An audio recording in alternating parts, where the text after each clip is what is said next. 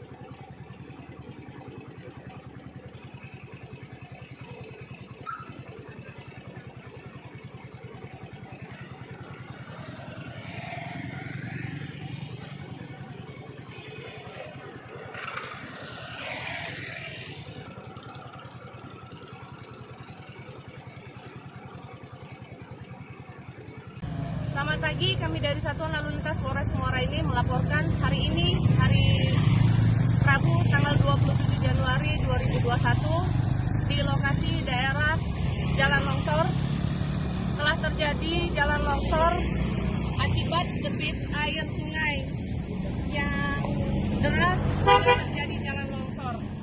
Kami himbau kepada seluruh pengendara yang akan melintasi jembatan Enim 3 dari wilayah Lahat menuju Muara ini maupun sebaliknya.